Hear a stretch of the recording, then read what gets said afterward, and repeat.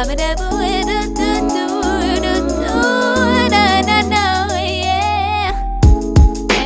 kicking it, we out here and we making it. So put your hands in the air if you with the shits. Whoa, whoa, whoa. Shout out to the people who are keeping it lit.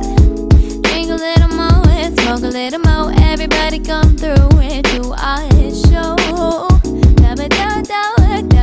Gotta do this while we're young. We're bumping in the clouds above, vibing, resonating love. Singing like a da da da da da da da da. Bonjour et bienvenue à tous sur notre chaîne créative Samba Sister Touch. Je suis Véronique du blog créatif à deux mains au même nom que la chaîne. C'est un blog à quatre mains que j'anime avec ma sœur Anna. Comme vous le savez tous, nous partageons ici nos tutoriels créatifs sous forme de vidéos et aujourd'hui nous allons coudre ensemble cette petite blouse sortie tout droit de notre imagination et pour ce faire nous lui avons donné un petit surnom, donc elle c'est Maddy. Maddy, c'est notre premier vêtement que nous allons vous apprendre à coudre à partir d'un t-shirt, donc comme on le dit souvent, un patron maison. Nous allons juste utiliser le t-shirt comme support de base pour réaliser les différentes parties de notre vêtement et vous allez voir comment c'est magique à partir d'un simple t-shirt de réaliser un joli vêtement. Lorsque nous avons réfléchi au tuto vêtements à coudre que nous voulions vous apprendre à confectionner, nous nous sommes dit que nous allons vous proposer quelque chose de pratique à porter au bureau ou au quotidien, tout en ayant la possibilité de se porter avec un petit pull ou un top en dessous. Et comme actuellement la mode est au cache-cœur, nous avons pensé que vous serez ravis de réaliser un petit haut dans l'air du temps.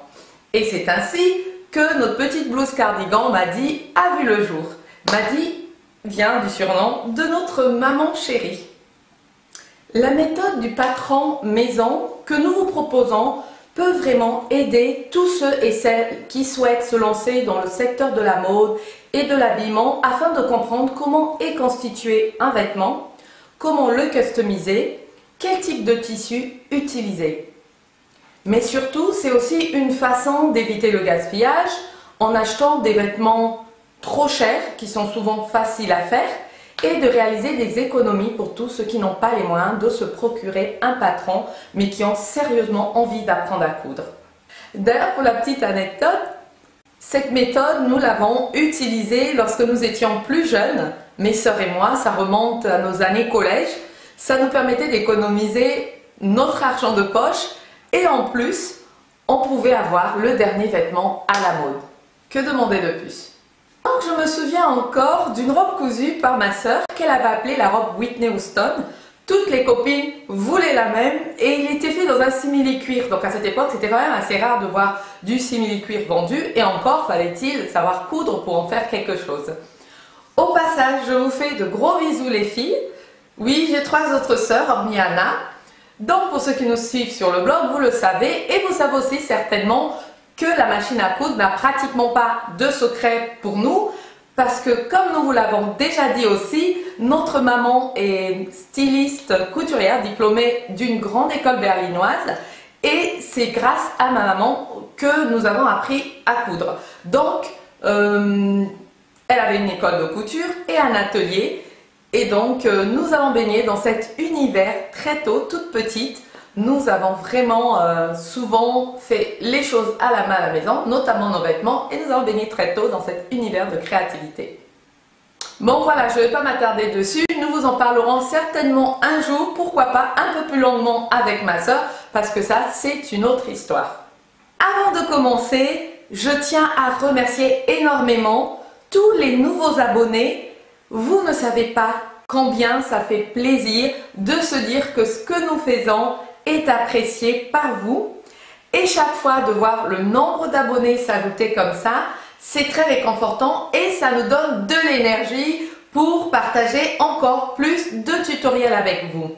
Si vous n'êtes pas abonné et que vous venez de découvrir notre chaîne et qu'en plus vous avez aimé ce que nous faisons, alors c'est le moment de vous abonner avant de nous perdre de vue. Alors cliquez sur le lien d'abonnement juste en dessous de la vidéo et n'oubliez pas d'activer la petite cloche pour recevoir une notification dès que nous mettons une vidéo en ligne. Trêve de bavardage, je vous laisse découvrir les étapes de la création de notre petite blouse cardigan Madi en vidéo et on se revoit tout de suite pour la petite conclusion.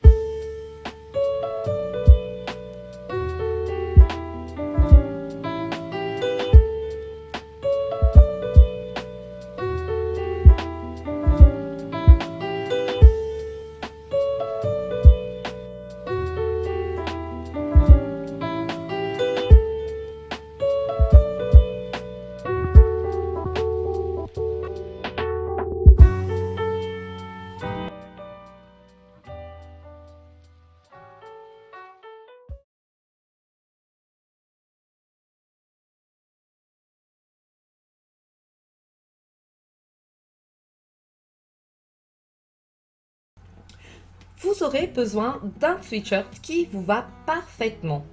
Donc nous allons commencer par couper le dos. Vous allez plier votre sweatshirt en deux. Pour la découpe, nous avons arrondi l'encolure en le traçant de 2 cm plus bas que celui de notre sweatshirt. Nous avons débordé sur les côtés latéraux pour que notre blouse ne soit pas près du corps afin de pouvoir la porter sur un pull en hiver ou un débardeur en été. Nous allons maintenant découper les deux hauts de devant. Il vous faudra juste un seul haut pour faire la partie gauche et droite. Et pour tout cache-cœur qui se respecte, pensez à bien tracer les bords de devant en formant un angle plongeant bien prononcé au niveau du décolleté. Et bien sûr, on vient de découper nos deux manches qui sont d'une longueur de 35 cm pour pouvoir obtenir les manches 3/4 de notre blouse cardigan.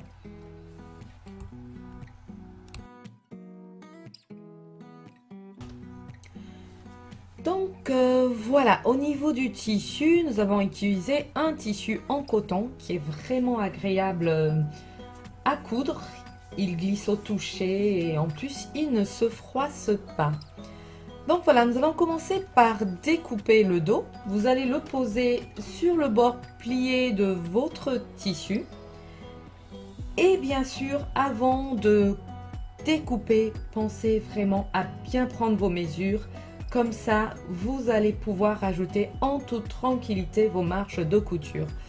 Voilà, par exemple ici, nous sommes en train, vous voyez, de déborder parce que nous laissons donc une marge de environ 1,5 voire 2 cm parce qu'on ne sait jamais. C'est toujours mieux d'en laisser un peu plus. Comme ça, ça vous permet de réajuster si vous n'avez pas pris votre taille correctement.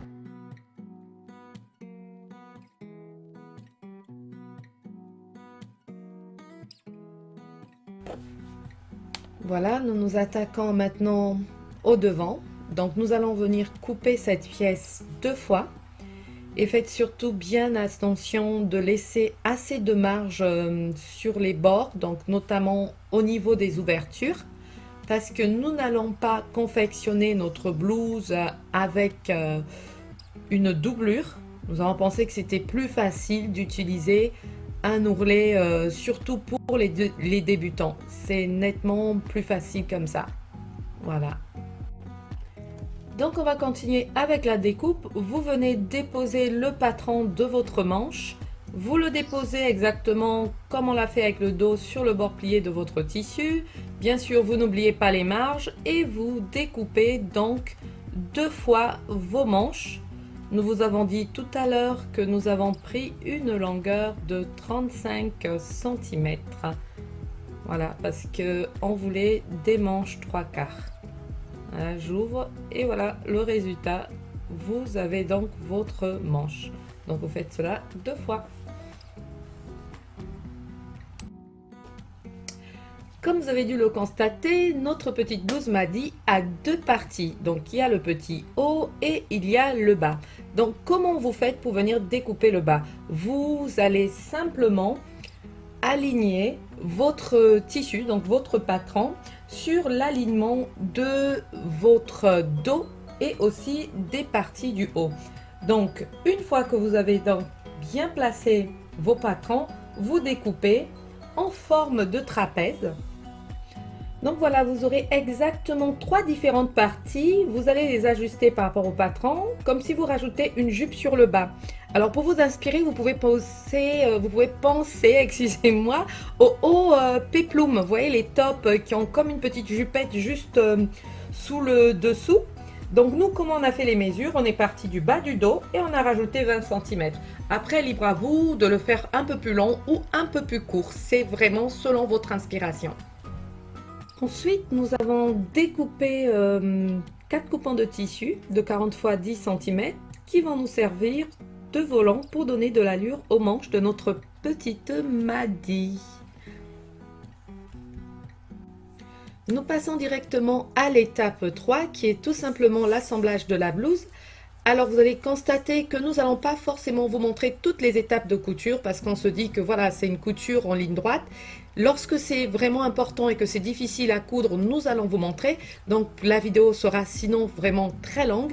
Donc comme vous pouvez le voir, nous avons commencé par assembler le devant et le dos, endroit contre endroit. Nous avons piqué la couture des différentes épaules, donc vous en avez 2. Et nous avons aussi surfilé les 2 épaisseurs de couture ensemble. Donc si vous n'avez pas de machine à surfiler, ce n'est pas un problème, vous utilisez tout simplement le point zigzag de votre machine. Donc là, nous sommes directement passés à l'assemblage du bas. Nous avons pris le volant dos et nous sommes en train de les assembler, donc avec le haut et le bas, et nous allons exactement faire la même chose en faisant simplement une couture droite. Et nous allons aussi surfiler. Donc comme d'habitude, nous l'avons dit, n'hésitez pas d'utiliser le point zigzag ou alors utilisez simplement votre ciseau cranteur. Ça peut aussi très bien marcher comme ça. Donc voilà, vous avez le résultat ici devant vous. Ensuite, vous allez prendre les 2 autres petits volants de devant qui vous restent. Vous venez faire la même chose en épingle, en coud, en surfil quand on le peut. Et voilà, on rajoute l'autre partie, donc ça vous fait 2 parties comme on l'a déjà dit, normal.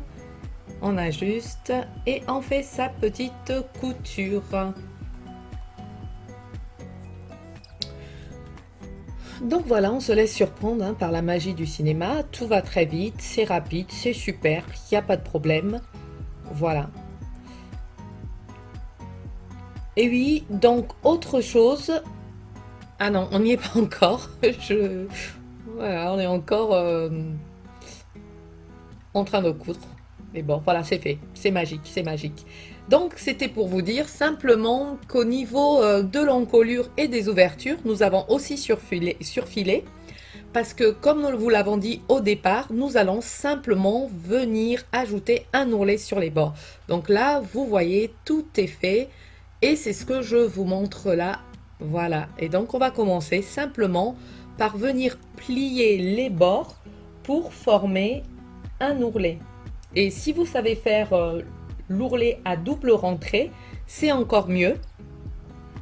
Surtout si vous n'avez pas pu surfiler. Donc l'ourlet à double entrée, c'est simple, comme le dit son nom, hein, c'est de prendre donc le bord de votre tissu, de le plier 2 fois, et comme ça, ensuite, lorsque vous allez piquer, vous n'aurez pas du tissu qui va déborder, ou encore, vous savez, les restes de fil de tissu lorsqu'on a coupé.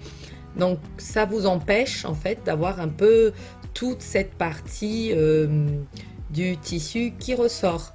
Avec le surfilage, c'est nettement plus pratique parce que bon, tout est déjà propre. La machine, elle fait tout pour nous. Donc voilà, on vient tranquillement faire son ourlet. On prend son temps. Et c'est aussi le moment de faire des essayages. Ça, c'est très important parce que souvent, c'est ce qu'on oublie quand on est en train de coudre. On se dit que tout va aller très vite, mais c'est pas vrai. Hein. C'est, comme je vous dis, c'est la magie d'Internet.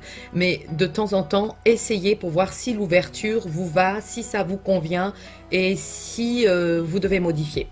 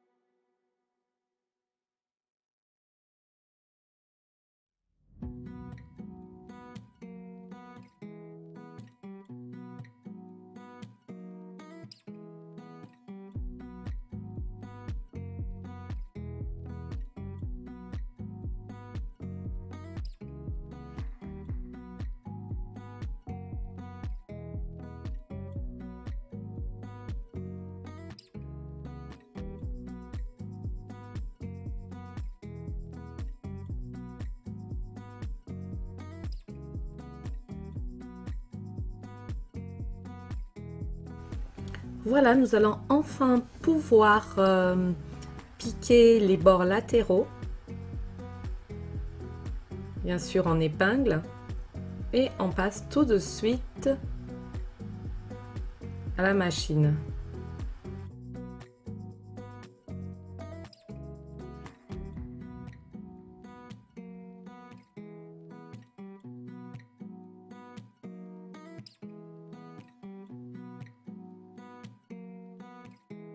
Les 4 bandes vont nous permettre donc de confectionner les frances de nos manches.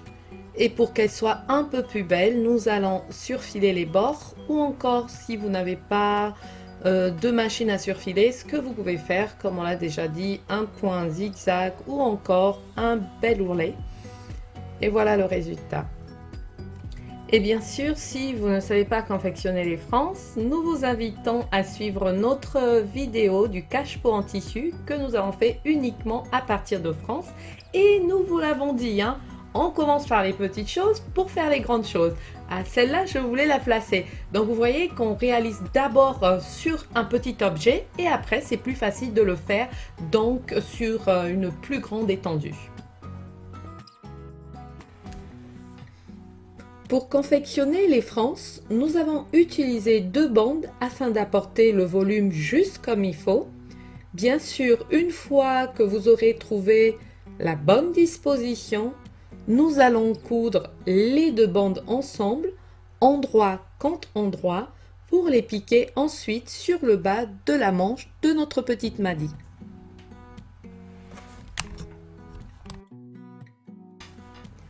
Une fois que ce travail est réalisé, nous allons répartir les frances le plus régulièrement possible. Donc faites très bien attention à cette étape, c'est l'une des plus importantes car c'est cette étape qui va vous permettre d'obtenir un beau rendu. Ensuite, une fois que c'est fait, vous allez bien sûr épingler endroit contre endroit la pièce froncée, donc sur le bord de votre manche, et vous allez simplement venir piquer tout le long de la manche avec votre machine à coudre.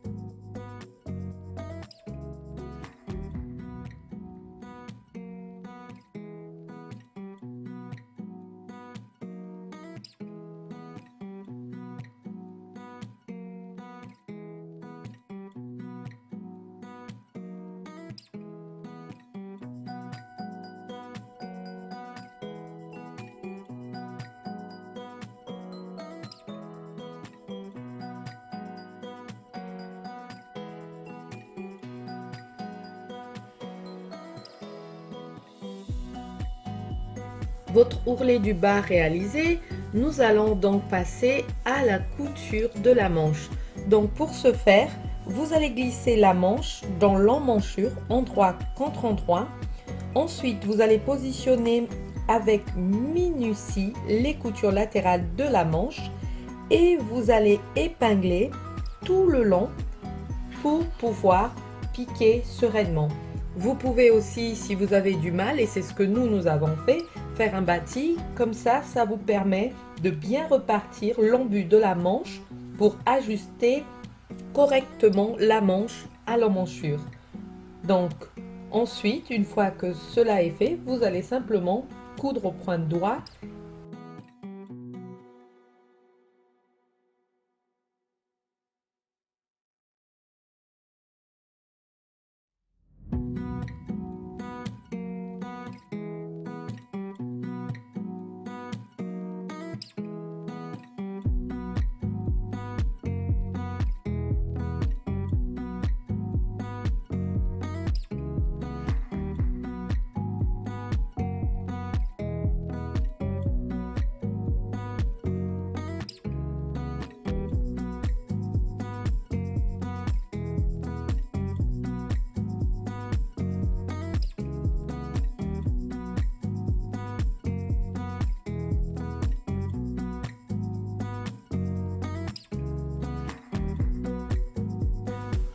Voilà qui est fait, nous arrivons enfin à la dernière étape de notre tutoriel et nous allons donc poser les boutons à pression.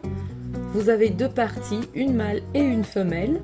Donc pour ajuster vos boutons, faites-le directement lors de l'essayage, posez des épingles et marquez les endroits à la craie, puis ensuite posez vos boutons. Donc les poses des boutons vont se faire avec une aiguille et un fil. Passez surtout en dessous et non au-dessus de votre tissu. Et bien sûr, n'oubliez pas de faire le nœud à votre fil lorsque vous allez commencer à coudre. Faites en sorte que votre couture reste bien invisible en travaillant sur les tissus de marge qui débordent. Voilà.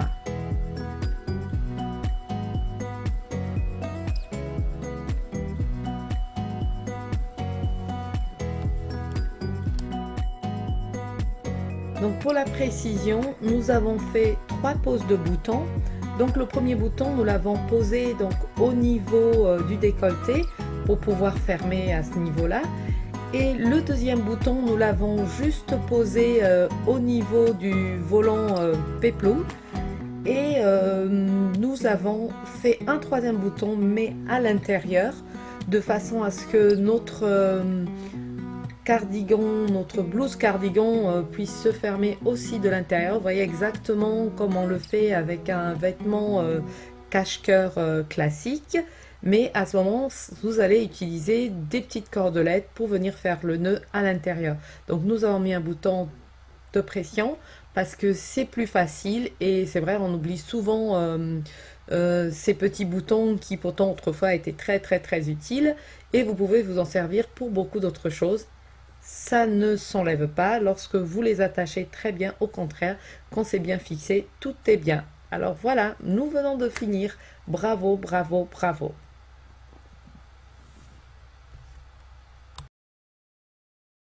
We're bumping in the clouds above, vibe resonating loud. Singing like a da da da da da da da da. Je ne vais pas vous retenir encore plus longtemps. Je pense que les étapes étaient assez claires comme ça. Si vous avez des difficultés, des questions à poser, n'hésitez pas, c'est avec un réel plaisir que nous vous répondrons. Et n'oubliez pas que vous pouvez aussi vous abonner sur notre blog pour recevoir la newsletter et des fiches de loisirs créatifs gratuitement. Je vous laisse en vous souhaitant une bonne cousette. Et qu'est-ce qu'on se dit? On se dit à très bientôt pour un nouveau tuto.